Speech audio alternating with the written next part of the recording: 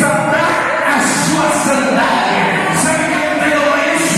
É Marcos apresentando Jesus, apresentando João como servo, e Jesus no caminho, e dizendo: eu não sou digno de nem desatar a sua sandália, porque este é o Filho de Deus.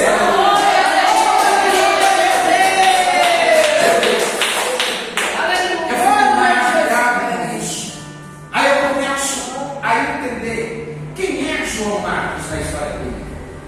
Quem é Marcos?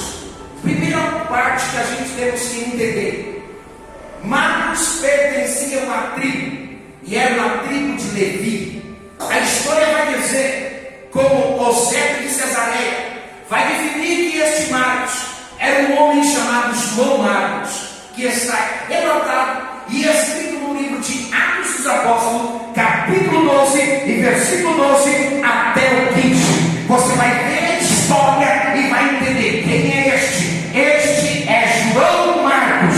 E aí eu começo a entender porque aquele que era levita, ela dá dois nomes para ele: João e Marcos. Olha essa coisa. Aleluia, meu Deus. Aleluia. Aí eu começo a observar que este livro, escrito por ele, e ele escreveu este livro, e é interessante que na ordem cronológica, esse livro era para ser o primeiro livro do Evangelho, não Mateus. Olha só que interessante. Este livro foi o primeiro livro a ser achado do Novo Testamento, igreja. E eu fico maravilhado com isso. Por quê? Porque Marcos vai falar da crucificação de Jesus. Marcos vai falar de um cidadão chamado Simão o Cirineu. Marcos vai falar de um cidadão que vai carregar a cruz de Jesus. Aleluia. E é interessante, porque às vezes a gente pegamos um versículo isolado e dizemos: cada um carrega a sua cruz. E aí eu pergunto: Jesus carregou a minha cruz, e também teve alguém que ajudou Jesus a carregar a nossa cruz. Aleluia, Jesus. Há um perigo quando a gente pegamos um versículo isolado e lemos e aplicamos na igreja sem ter o ensinamento daquele versículo. Por isso que hoje em dia, quando se fala desse versículo, quando se fala dessa biografia, muitos vão dizer: a salvação é individual. Eu não penso assim. Eu penso que a salvação tem um coletivo, tem uma colonia, porque a salvação ela trabalha em conjunto. Por quê? Porque Jesus foi enviado por quem? Por Deus. E a Bíblia diz que Deus amou o mundo de tal maneira que mandou quem?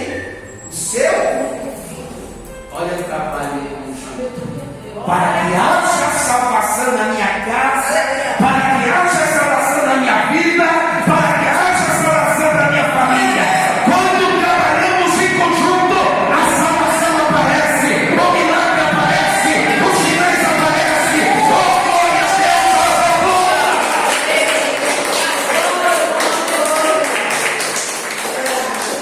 A história vai dizer que este Marcos, o nome Marcos no grego, é chamado, primeiro, Marcos no português significa amado do Senhor. Aleluia. Quando eu vejo isso, eu já tenho três motivos para dar glória a Jesus. Por quê?